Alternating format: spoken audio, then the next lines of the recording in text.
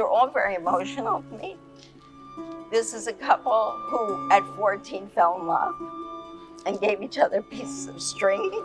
After the war, she was working in a soup kitchen and he came in and she recognized his string.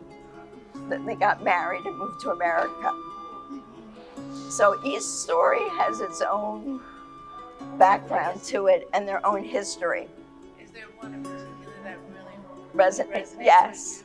It's further down. I love this one. If one of you want to read it, it would really be more emotional because you'll understand it. A hidden small ring passed through the cattle car from hand to hand. It comes with a name and a smile. I receive it, blushing with joy. In silence, we heard the rabbi say the prayers. We cannot see each other, but recite the prayers. A woman in the kitchen is wearing my ring. I check every day. I know she is saving it for me. It is a sign that Jacob is nearby. I love that story. What does it do for you? It just shows hope and resilience and caring and love, and that everyone participated in the joy of their marriage. All of these are people that I grew up around. I thought they were all my aunts and uncles and related to me. And these are the end stories pretty much. Now that was a story that took place in Auschwitz, that he did that with his pants. The dogs had a memory. Yes, and that's how he counted time. Wow. So each one Isn't that when they were free? has a very hopeful story. A very prominent man in New Zealand, and he saved 732 orphans. And if you want to read the story, because I get too emotional, it would be great. It's the orphan train.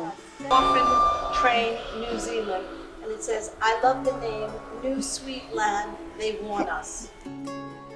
See, every story, every time I hear it, makes me want to cry, because I do know and have met, I went to New Zealand and I met some of the descendants of these people.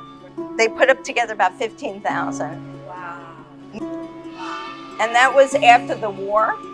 They went back and she found the tree, and you can't really see, but there are her initials that are carved in there. Oh, okay. So she saw how her name grew. Right. Now they talked about the dew because in order to keep alive in the forest, they ate the water off of the leaves.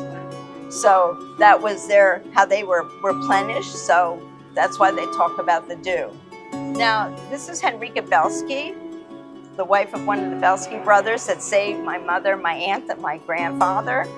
And we were getting up to that story next. And he's still alive. He's 98 years old. And I'm going to tell you a quick serendipitous story. I went to Palm Beach Synagogue to say Yizkor for my mother. And as I was saying it, Aaron had passed by her husband. And I went over to say hello and help. And his wife came over, introduced them. And then it turned out to be the man that had saved my mother that I was saying during Yizkor. So that was very, very, very important to me. And then these are our acknowledgements. And of course, I wanted to acknowledge the 6 million who died. So if you want to read it, Pamela, honestly, I get too emotional. Acknowledgements. I would like to pay my respects to the 6 million Jews who lost their lives to Hitler's brutality. All survivors, all children of survivors, and the righteous souls who risked their lives to protect the persecution of the Jewish people. The partisan brigades, as the Belsky brothers, should also be honored for their selfless strength to save over 1,000 people who were hiding in the woods. Those who fought injustice should never be forgotten. We should all have deepest admiration and gratitude for their bravery and resilience in the face of hardship. I want to personally thank the incredible survivor families of my youth of Elizabeth and Hillside, New Jersey, whose mission has been to preserve the history of the Jewish people and all of the people who risked their lives and this terrible genocide by building museums, houses of worship, organizations, and schools around the world.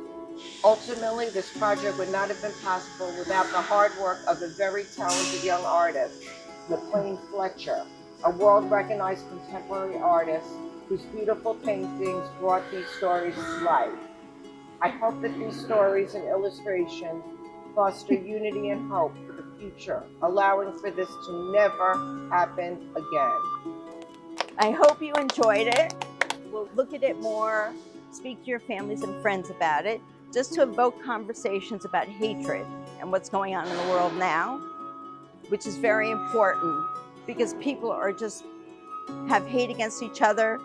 You should just all be accepting of each other and actually rejoice in other cultures as you learn them.